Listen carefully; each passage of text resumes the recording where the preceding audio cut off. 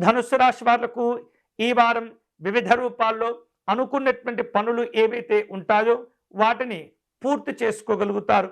అలాగే ఇంతకు ముందే ఆలోచించి కొన్ని పనులు కార్యరూపంలో కనుక పెట్టి ఉన్నట్లయితే వాటి విషయంలో మరిన్ని జాగ్రత్తలు తీసుకునే ప్రయత్నం చేస్తూ ఉండాలి.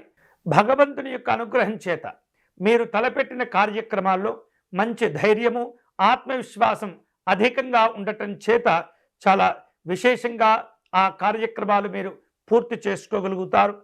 ఆదాయంలో ఆశించినటువంటి వృద్ధితో కూడుకున్న ఫలితాలు, ప్రయోజనాలు కూడా పొందుతూ ఉంటారు. అనారోగ్య సమస్యలన్నీ కూడా తొలగిపోతూ ఉంటాయి. మంచి ఆరోగ్యాన్ని కూడా సాధించుకోగలుగుతారు.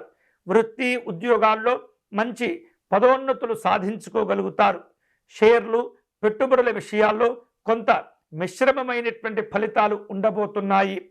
ఈ వారం ఈ ధనుస్సు రాశి వారు విలాసాల కోసం ఎక్కువగా ఖర్చు చేసే సందర్భాలు కనిపిస్తున్నాయి. కుటుంబపరమైనటువంటి బాధ్యతలు కూడా పెరుగుతూ ఉంటాయి. ప్రయాణాల వలన లాభాలు పొందుతూ ఉంటారు. ఆస్తి వివాదాలు, ఆర్థికపరమైనటువంటి వ్యవహారాలు ఈ వారం ఒక కొలిక్కి రాగలుగుతూ ఉంటాయి. ఉద్యోగస్తులు తమ యొక్క ఆశించిన ప్రయోజనాల కోసం కష్టపడతారు, వాటిని సాధించుకుంటారు. అలాగే నిరుద్యోగుల యొక్క ఉద్యోగ ప్రయత్నాలు అన్నీ కూడా సఫలీకృతమయ్యే సూచనలు కనిపిస్తున్నాయి.